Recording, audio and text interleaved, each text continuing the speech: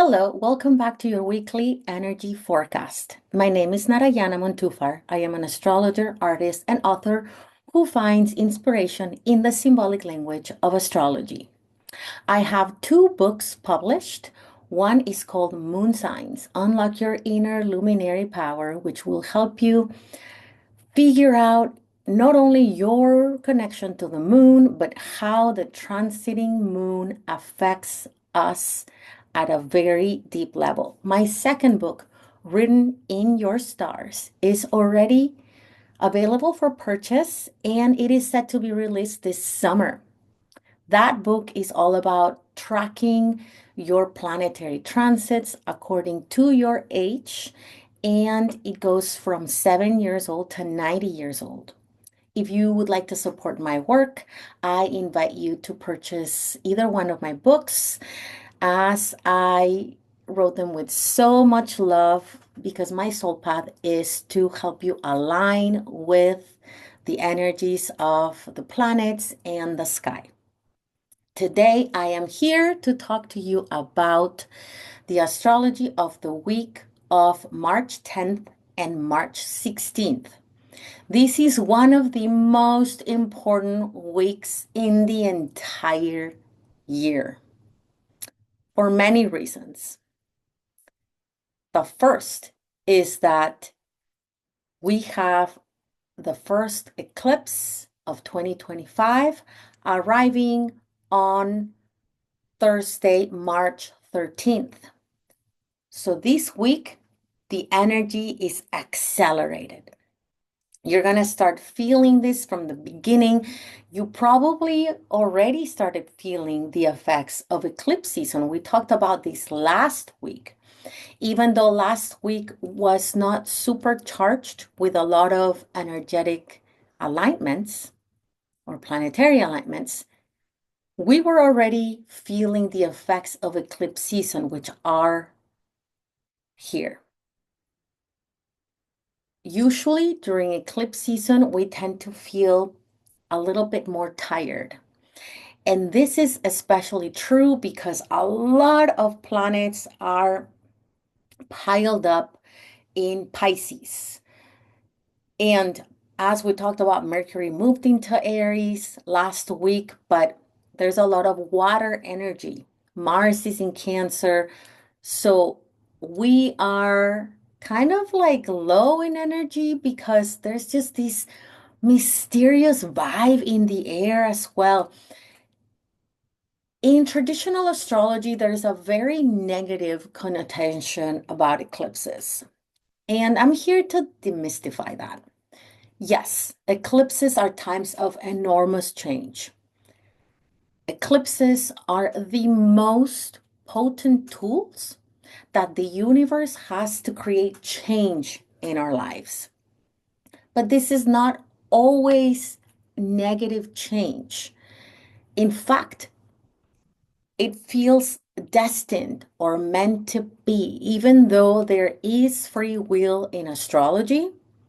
And I invite you to never forget about that you have free will and agency in your life and in how you respond to the planetary alignments. Even though there's free will, eclipses just feel meant to be. All of the things that are supposed to happen, the people that you needed to come in contact with, come right during eclipse season. It just happens. The energy accelerates, and all the change that has been kind of showing up or maybe showing signs of occurring just happens during eclipse season. For this reason, it is super important to flow, to take everything as a sign from the universe. It is super important to spend time alone during eclipse season, resting. Our bodies actually receive a lot of energetic upgrades during eclipse season. It's a great time to sleep more, to meditate more, to download information. from beyond the veil to access ancestral wisdom. That's what I also talked about last week with Mars in Cancer being activated. And it is a time to let go of control. Letting go of control is already a theme of the year, with the South Node being in Virgo. There's nothing to control. In fact, if you're trying to control the events in your life, you're going to run into obstacles. You're going to be swimming against the current. This is a time to shed as well. And I'm not saying that things will be necessarily easy. This eclipse that's happening on Thursday is happening in Virgo. It is the first of 3 eclipses in this sign that we will experience between 2025 and 2026. Virgo is a sign connected to the mind, body, and spirit connection. It is an earth sign connected to health, to wellness, to life processes. It is a zodiac sign that is misunderstood, in my opinion. It is believed that Virgo is like a negative sign. I hear a lot of people saying that, and that upsets me because Virgo is the sign of healing. It is very connected to Chiron, the wounded healer, and a lot of incredible healers that I've met have a lot of Virgo placements. So even if you don't have any Virgo in your chart, you're going to feel this energy of like needing to take care of your body, needing to move away from toxic habits when it comes to food, when it comes to drinking, when it comes to anything that is misaligning your body, anything that attacks your nervous system and that doesn't make you feel comfortable. So there is an energy of wellness and health involved in this eclipse. A lot of us are going to be all of a sudden just getting rid of toxic habits that are not necessarily the best for our bodies and our health. So that is one of the themes of the eclipse. This eclipse, honestly, besides that it is happening right next to Saturn, which is going to cement a lot of things, maybe cementing relationships, cementing jobs, cementing new paths. Saturn is the planet that kind of brings the glue. And with this eclipse happening very close to Saturn, a lot of things are getting cemented. There's like a feeling of beginnings and endings. Usually full moon lunar eclipses bring endings, but I'm seeing this as maybe something that is the beginning of a path that's going to last for a really long time. Saturn activations are long lasting, are long lasting. So this is a week that's going to bring endings, but perhaps also beginnings, because whatever happens this week, whatever transpires, like let's say an engagement or a job it has glue, it has like long-term potential. So I invite you to flow and I invite you to look at where 23 degrees of Virgo is in your chart. The astrological house where 23 degrees of Virgo is going to receive a lot of this eclipse energy. If you have any Pisces, if you have Pisces around the same degrees, like 16 to 26, you're also going to be feeling this eclipse very strongly. If you have any planets in the other mutable signs like Gemini and Sagittarius, you are also going to feel this eclipse intensely. And flow. There's nothing else to do now. All the change that is happening right now, it feels positive. It feels positive because The planets at this eclipse are not clashing. They're actually flowing. They're helping each other. It is like the actors in a movie helping themselves out. All the change that can transpire this week for you can be taken in a very positive direction. There is opportunity. That's the opportunity to create something meaningful in your life. That's what Saturn does.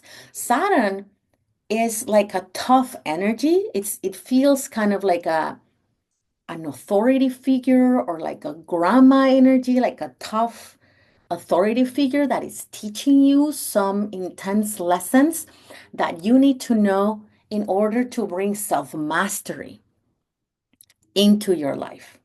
So it's like a tough love. You can think about it as tough love from the universe. The other reason why this week is one of the most important ones is because Mercury goes retrograde in the sign of Aries and almost at the exact place in the sky where Venus went retrograde on March 1st. Two planets, two natal planets, Venus and Mercury, are very close to Earth, which means that when they go retrograde, that really affects us in a way that we are being forced to see the things from a different lens. We're not only changing our relationships, and that might become very obvious to you around Tuesday when Mercury meets with Venus. Things are changing in relationships, not only romantic, but friendships and business relationships. Well, Mercury going retrograde, that means that we're also changing our mindset around something really important over the next 3 weeks, 3 or 4 weeks. And the more you flow, the easier things will be. You are also changing something around the way you invest your inner fire, your inner flame. Aries is the first sign of the zodiac. So you see how we have all of these endings this week because Pisces is the last sign of the zodiac. Aries is the first sign of the zodiac. We have planets going retrograding eclipses in these two signs, in the last and the first. So we are closing cycles, and that is a theme of the astrology of 2025. So whatever goes into the ethers this week, let it go because new things are coming. Perhaps now or even later in the year. The astrology gets so much better by the time July arrives. So if it's time to clear space, I invite you to do that and flow. Mercury goes retrograde on, it's actually on the 14th, really late, like almost at midnight. So it's basically on the 15th, but as you go to bed on Saturday, Mercury is going to be going retrograde. And when that happens, it's normal to have little setbacks, miscommunications, changes, texts getting lost, emails getting lost, having to save all your information, be ahead of the game, save important documents, and if you're traveling, give yourself time for adjustments. I often travel during Mercury retrograde. I actually love Mercury retrogrades. I'm not scared of them. I was born with Mercury retrograde. If you were born with Mercury retrograde, you probably find them very healing.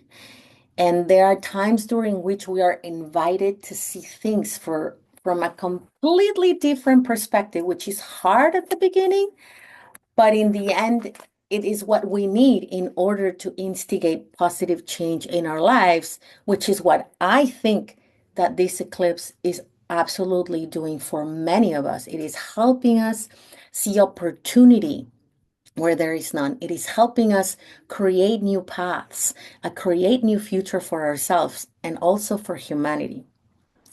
Thank you for listening. Next week, what we're going to talk about is the beginning of spring. We have, on top of eclipse season and Mercury and Venus retrograde, we have the change of seasons, the spring. So come and hang out with me, and I will tell you all about spring because it is a moment during which the sky gets a complete reset. I wish you a fabulous week, and I will talk to you soon. Bye-bye.